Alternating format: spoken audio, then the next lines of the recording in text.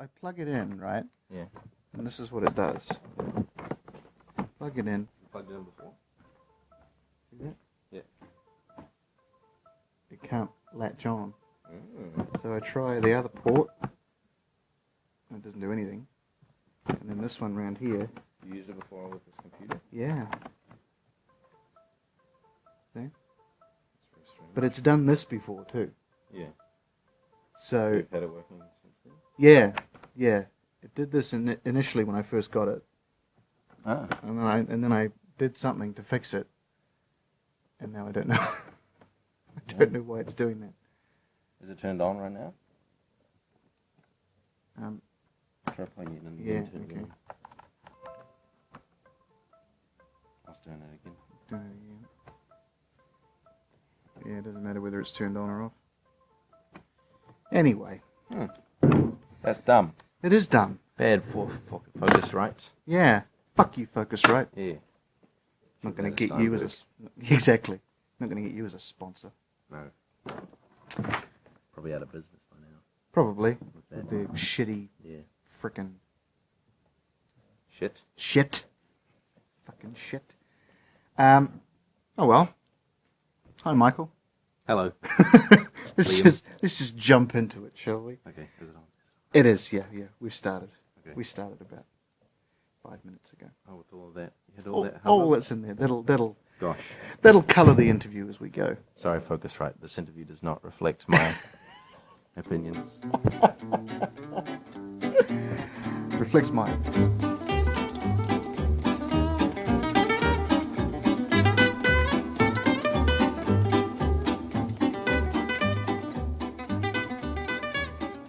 I didn't know you were a vegetarian. No? No. Yeah. How long? I probably didn't tell you. No, I mean it's not that it's essential knowledge, but how long have you been vegetarian? It's must be coming up 2 years now. Okay. Yeah. Okay. Must What? be very close to being exactly 2 years. Right. What prompted that move? Well, I've been thinking about it for a long time. But I just sort of had everyone else was eating meat, so I thought, I feel bad about it, but fuck it. Yeah. So I just kind of pushed it to the back of my head, and then I think kind of what started it was I was reading this interview with, do you know the band Neutral Milk Hotel? Yes. Yeah. Yeah. Reading an interview with their lead singer, Jeff Mangum, and he was talking about after the band did their whole thing in the early 90s where they did all their cool stuff and got popular and stuff, he'd had like this breakdown and left society for a long time. Right. And they've only just like resurged in the last couple of years, and now they're stopping again. But anyway. Yeah. He said in the interview that he thought about a whole lot of things that he thinks society has really wrong, and he couldn't really understand why they were the case. And Right. one of the things was that we think about animals as being below us, even though we're all just kind of on the planet together. There's no Right. real reason for Yeah. us to be better than them. Right. And so I thought, yeah, can't really justify killing something else just to keep myself alive. Right. So, and I kind of just started it as a trial Right. because I was going overseas at the time. Yeah. And I just thought I'll try it for like 4 or 5 months, which is how long I was away for, and if it works, then that's cool. If not, then I'll just go back. But Right. I don't really miss it. But it worked. Yeah. Cool. So that was the catalyst Yeah, for I think so. cool. And I guess if you're feeling better, Yeah. Does it I'm not has it feeling- made a change to your health at all? I don't think so. I'm not feeling much different. Right. It's cheaper. I guess it would be. Yeah. Yeah. Do Yeah. you grow your own stuff? No. No. That's I all. eat a lot of canned beans and eggs, which are very cheap, Right. and bread. And bread. Yeah. Yeah. Cheese is my biggest expense, Right. I think. Right. I do like cheese. Mm. Cheese is good. So you wouldn't consider going vegan? I said that about vegetarianism. Right. At this point, I couldn't see it happening. Right. There's no way. But I suppose it's possible. it's a never say never sort of I scenario. would like to, but I really don't see how I could. Right. Because If you like cheese and milk and eggs yeah. are pretty big. For me. Yeah. If you like that stuff, it's kind of hard. Yeah. Yeah. I don't think I could because I'm the same. I like dairy and things like that. I couldn't go vegan. I would struggle to go vegetarian, to be honest. Yeah. Yeah. But I thought that too, but it wasn't too bad. Okay. Yeah. Give it a go, folks out there. Try it. It might not be awful. Yeah. Yeah. I tried it for a week. Yeah? I tried it for... That's how long I lasted. Okay, it's not for everybody. Yeah. I lasted for a week, but, I could give it a go again. I might try it.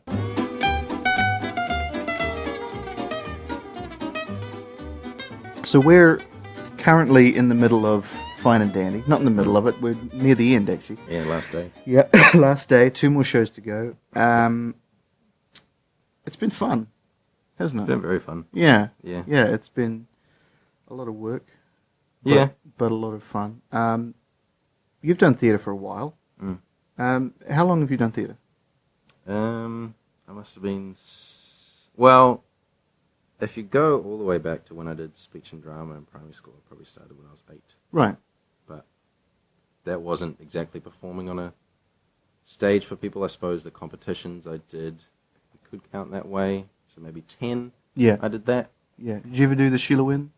No, my school didn't do that. Oh, My right. school never did it. No, we didn't do stage challenge either. Oh, you went to boys' college? No, Ashimoto. Oh, okay. Yeah. Interesting. Mm. I didn't know that. Yeah. So they didn't do Sheila Wynn or Stage Challenge. No. But you did those, what were those sort of external ones? Yeah. I went and saw Robbie do one. At Baycourt? Yes. Yeah, that's the speech and drama competitions. Right. We did these things in primary school with our teacher, Coral Bagenstos. And it's like a qualification type thing. Like you move up through the grades and then you get a diploma at the end. Right. After 8 years or something. Right. Yeah. Just kind of very part-time. Yeah, work. yeah. And they also have these competitions at Baycourt every year where you can take your program that you're studying basically for the qualification and then just put it on the stage, maybe you can win something. Right. And then I think Robbie went to Dunedin or so, or he went to, or in Invercargill. Yeah, I did that too. Right. How many of those did you do? Quite a few throughout the years. Yeah. I never really did very well. One time I did really well and I went to Invercargill. That was about it. Right. Yeah. Well. Yeah. That's Apart from good. that, I got maybe a third badge every now and then. So you did those. When did you move into doing full scale productions and things? When I was 16, I think Ashimoto College did Jekyll and Hyde. Right, I remember that. Yeah. Yeah. And I was General Glossop. I had a couple of lines. Hey. And I think maybe one solo sung line. All right. Yeah. General Glossop. Yep. But I had a horrible cold basically throughout the whole run. Oh no. I sang everything down an octave. I didn't sing it all. So that was my introduction to the theatre life. What a talk about a baptism of fire. Yeah. Man. So that was your first one. What did you do after that? Was it just school shows at that point, and then? Nah. After that, I did one more school show the next year, because we only did one a year. Right. But after that, the same year, I think I did Miss Saigon, because there was a few people that did Jekyll and Hyde who were going for Miss Saigon. They were like, hey, you should come do it, it'd be fun. Right. Yeah, and then after that, some of the people from Miss Saigon were doing Spam-A-Lot, so I did Spam-A-Lot. Yeah. And then that was the next year, and I also did my school play that year, which was just a fairly small-scale play, within the school, performed on the stage that they have there. Yeah. And then the year after that, I did Rent, and moved to Wellington after that, and did a few shows down there mostly through a girl whose boyfriend I knew. Right. And kind of got in touch with her, and she's really big now. She's in America now because she's having plays. Wow. Well, a play put on over there. Wow. Yeah. What's her name? Just so we can. Cassandra. Cassandra. T-S-E. Teese. Well, you heard it here, folks. There you go. You heard it here first. Yeah, Cassandra Teese. Yeah. Right back from the beginning. Yeah. Yeah. Mm. So, what were the shows that you did in Wellington? Just original stuff by Cassandra Teese, or other things as well? Two of them were. One was her was for her degree. She had to put on a directing piece, and we did a bit from Who's Afraid of Virginia Woolf. Right. And two of them she had written. One was just a straight... it was a play with music, but I wouldn't call it a musical. Right. And the other one was a musical. Right. And another one I did was Pippin. Oh, yeah. With sort of the same people. Right, yeah, yeah. A lot of the same people, but different, under a different company name. Right. Yeah. Yeah, yeah. Yeah, you tend to move in circles, don't you, in theatre? Yeah. You just sort of, you bump into a lot of the same people when you're doing stuff like that.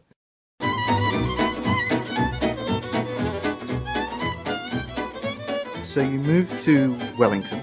Yes. To study. Yes. What were you studying? I started out studying a BA and taking a few papers which could have been majors. Mm-hmm. And then I decided to move away from that anyway, so I never decided on a BA major. Right. But I did psychology that year, which I have continued and have nearly finished now. Cool. And I picked up, changed my degree to a Bachelor of Commerce, so I'm doing information systems now. Wow. Which probably sounds pretty boring, but... It sounds intense, is what it sounds. Yeah, it can be at times. So what does that entail? I mean, commerce, obviously, but what are the sort of the finer points of it? Information systems is kind of broad, but the parts of it that I'm doing are kind of like application development. Right. Which is really interesting to me, like the planning and designing and actual programming of computer programs. Right. And websites and web programs. Okay. Which are basically just applications that run through your browser. Right.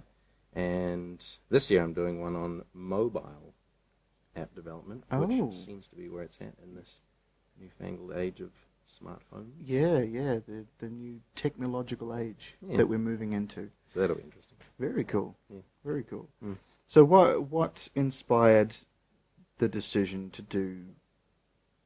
do commerce and to do psychology? What was the reasoning behind that? Doing psychology, I decided because I went to the Open Day of Victoria, and you go around a bunch of different lectures and see like the first year lecturers sort of give a spiel about what their subject is. Yeah. And I went to the psychology one, and it was really interesting. And so I decided to give that a go, and then I did it, and it was really interesting. So I've just sort of kept up with it because it's cool. Cool. I like it. Yeah. Not really because I want to do anything with it. Right. Just because it's fun to learn about. Yeah. Yeah. Yeah. And commerce, I can't remember exactly why I started it. It's kind of employable, I guess. Yeah. It's good. Yeah. It kind of leads somewhere, I guess. Yeah. Yeah. But when you do the degree, they have like 8 compulsory first-year papers that you have to do. A lot of them are really horrible. Right. But the info one that I did was really interesting. Part of it was like an introduction to coding websites. Right. Like HTML and CSS. And I did that, and it was really cool because you actually got to make something. Yeah. You know, it was fun. And I liked it, so I thought, why not major in info? Yeah. And it's been, I've got like the same feeling from it since then, so it's good. Yeah. I like coding.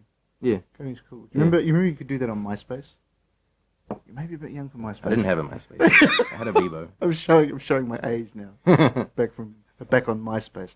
No, you could do like coding and stuff and sort of customize your profile. Oh, well, that's enough about MySpace. We're not here to advertise MySpace. Does it still exist? Funnily, I think it does. I think there's a lot of bands going there now. Yeah. That's all I hear about. For some reason. Yeah. A lot of music. I don't know what they're getting out of it, but... No, I don't know why they don't just use Bandcamp or SoundCloud or something. Exactly. For some reason, MySpace is the place to be. I guess they seem to think they're getting something out of it, so... Yeah. Yeah. Oh, well. Yeah. MySpace.com. This interview brought to you by MySpace. Not Focusrite. Not Focusrite. Fuck Focusrite.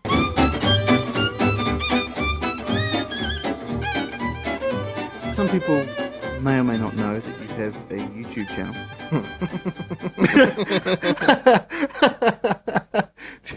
Should we put that in quotation marks? Or yeah. Yeah. What's it called? I always forget. I remember it, but I don't know how to pronounce it. Abadi MT Condensed. Abadi. Is that what you're talking about? Yeah, I am. That is the one I'm talking about. I got that name from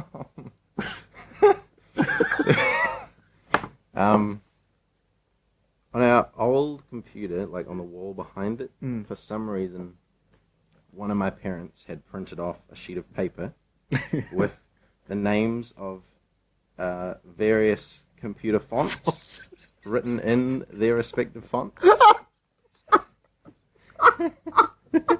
I just looked back there and I saw Abadi MD Condensed. So was my name. That's great. Because I remember seeing that for the first time and going, God, I know that from somewhere.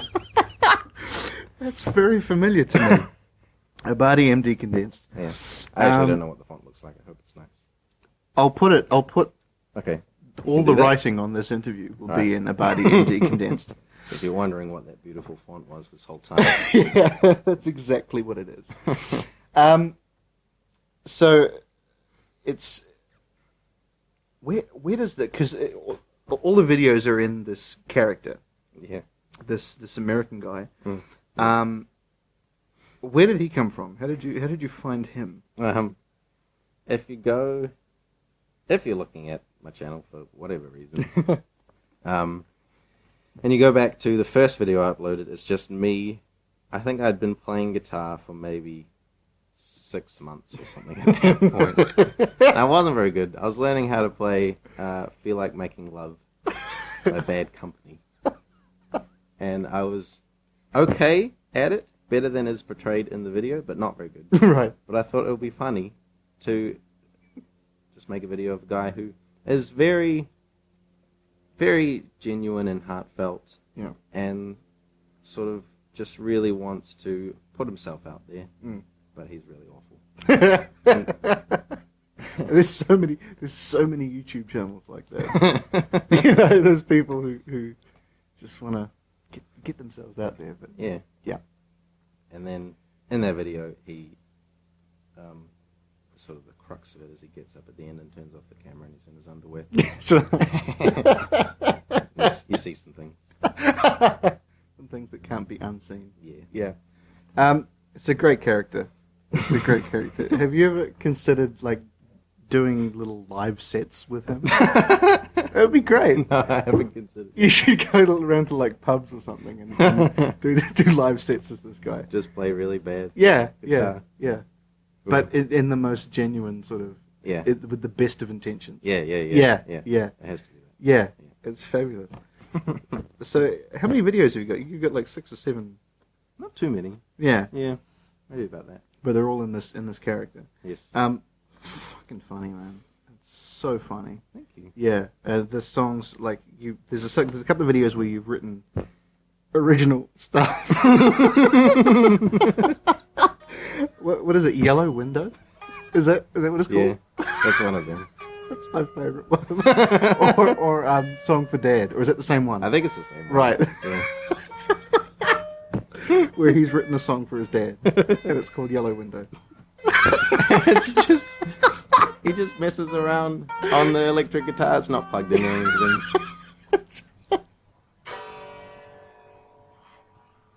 It's called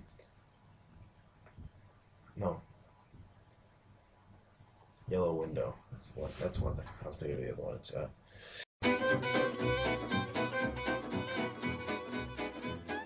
Let's talk about Cambodia. You mentioned Cambodia before. Yes.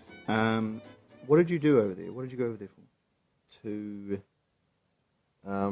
The reason in my head was to escape New Zealand for a while. Right. But I went there to teach. Right. English to the people. Yeah. To the people of Cambodia. Cambodian people. Yes. And you were there for a few months? 4 months. 4 months. That's what was on my visa. Right. How was that? What was that experience like? It was awesome. Yeah? Yeah, it was really cool. It was a really, really different culture over there, just completely different, which is exactly what I wanted. Yeah. Really. For sure. I wanted to go to a place that was kind of New Zealand upside down. Right. Sort of thing. Right. And I got what I wanted. That's great. Yeah. Yeah. It was good. That's awesome. Yeah. So how did that come about? How did you get the teaching job, I guess? Well, when I first decided that I wanted to go away, I knew that I wanted to go somewhere far away, somewhere very different. Yeah.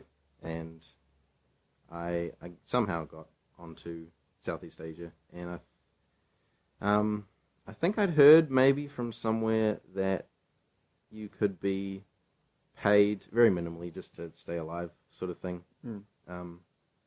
for teaching English in Vietnam. And I looked into that, and you needed a bachelor's degree, right? Which I was like halfway through at the time, right? But then I just kept looking around, and I found a couple through Cambodia, which you could do, and they set you up with a house and everything. You pay for it yourself, but it wasn't that much, right? So it's kind of just like a cheap holiday, and you get a cool work experience out of it. That's awesome. Yeah. So whereabouts in Cambodia was that? It was in Siem Reap. Which is in relation to... I'm not familiar with Cambodia at all. We'll put a map up on this. Yeah. This was a good question to ask for me, because okay. I'm good with geography. I'm going to make a circle with my hands for you. Okay. So if this is Cambodia... Yep. Like that. Yeah. Siem Reap is sort of there. Okay. And Phnom Penh, the capital, was about there. Right. Okay, that's what that's what I was driving at. Where is it in relation to the capital? Thailand's over there, and Vietnam's there. Right. And Laos is up there. Excellent. Yeah. I know now. So then from Cambodia, you spent 4 months in Cambodia, but you didn't come home straight away. No. You travelled a bit, eh? Yeah, I went to... Dad has a cousin who lives in Thailand, right? Bangkok. So I stayed with him for a little while. Not really a little while, like maybe 4 or 5 days or something. Yeah. I was at his place, which was cool. It was very nice and relaxing, and cool to see some of Thailand. I sort of went around and saw the temples and all the stuff that there is to see in Bangkok. I was, at that point though, kind of touristed out because I'd done a lot of touring of Cambodia after I finished teaching. Right. I spent like maybe 2 or 3 weeks traveling around on little buses, going around the whole country. Cool. Yeah, so by the time I got to Thailand, I kind of just wanted to sit around. Yeah. That's sort of what I did. Right. And then after that, I went to Denmark to see some friends that I'd met in Cambodia. Right. And to go to a music festival that they have on there every year, which was really, really cool. Cool. Yeah. Which music festival is that? It's called Roskilde. Right. Yeah. And what was it? A particular type of music, or? No, lots of different stuff really. They had some of the big ones were Rolling Stones. Wow. Stevie Wonder. Okay. Outkast. Well, man. So big variety. A bit of everything. Yeah. Cool. That was cool. Yeah. Was that in Copenhagen, or? It's in Roskilde. Oh, the place is called Roskilde. Yeah. It's not very far from Copenhagen, but I suppose Denmark is kind of small. It's similar size to New Zealand, really. Yeah, comparatively, I guess it is. Yeah, it's like maybe it's a few hours from Copenhagen. I could be very wrong about that. So we'll put another map up. Don't look it up for yourselves.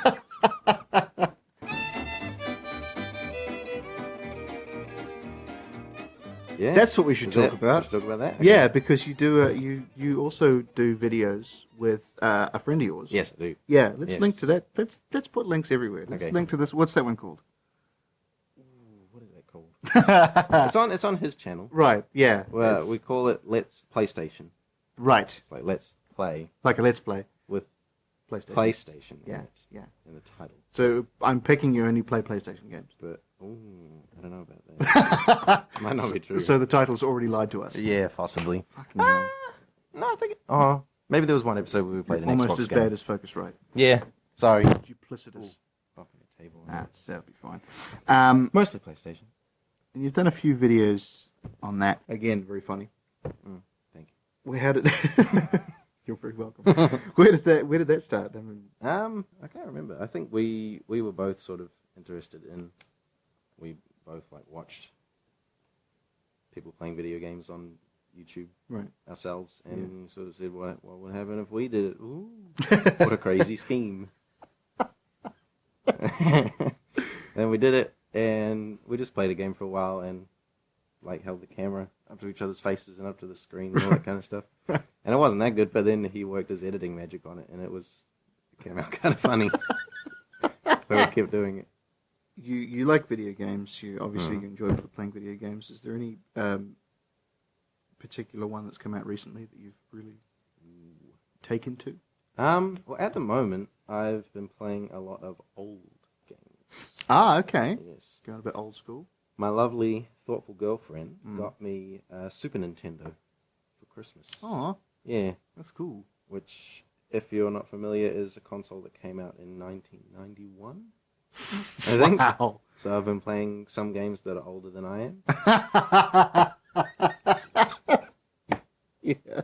But it's cool. It was really fun. That's cool. That's very cool. Yeah. So what kind of games? Like I'm assuming like Mario and. Yep, I've got a Mario one. Yeah. Some Donkey Kong. Nice. Zelda. Yep. Of course. A game called Chrono Trigger. Right. Which is made by the company that makes Final Fantasy. Yeah. I'm assuming, given its age when it came out, is it all just like side scrollers and just boards and things? Yeah, I don't have a three-dimensional game. Right. Did they make any for the Super Nintendo? There are some. Right. Doom was on it. Oh, really? Yeah. Well, Doom came out on PC, but it was ported to the Super Nintendo. Huh. I didn't know that. Badly, so I don't have it. Right. Yeah. But yeah, there are some three-dimensional games, but mostly it is two-dimensional, side-scrolling, or like bird's-eye view. Right. Yeah. Isometric kind of stuff. Yeah. Yeah. So what's been, in terms of more recent games? Yes. What's been a particular favorite? One that I have played a lot of is The Binding of Isaac. Okay. Which is very similar to Legend of Zelda: A Link to the Past. Right. It's like, the way the game works is you are a little baby in like a basement kind of a place, and all of the rooms are randomly, like the rooms are pre-existing. There's like hundreds of pre-existing rooms with enemies and stuff in them, and stuff you got to do to get out of them. And then they're all randomly compiled together to make the map. And all of the items that you pick up are all randomly generated and all that kind of stuff. And you just got to kind of make your way through and kill your mother and your mother's unborn fetus and yourself. Oh. And Satan. Oh my gosh. And a dead version of yourself. and Mega Satan. And Mega Satan. At the end. So you kill Satan, get Mega Satan. Cool. Yeah. That sounds great. Yeah. What's it called again? Binding of Isaac. The Binding of Isaac. Yeah. You heard it here, folks. It's very fun. Play The Binding of Isaac. Yeah. Cool. Well, this has been great. All right. Yeah. Thank you very much, Michael. Thank you for having me on the show. Not at all. Thanks. Thanks. Thanks so much. Thank you. We'll do a handshake. All right. We did a handshake. There we go. Let's make the hands slap together so you hear it. There you go. And a fist bump. Yeah. Perfect.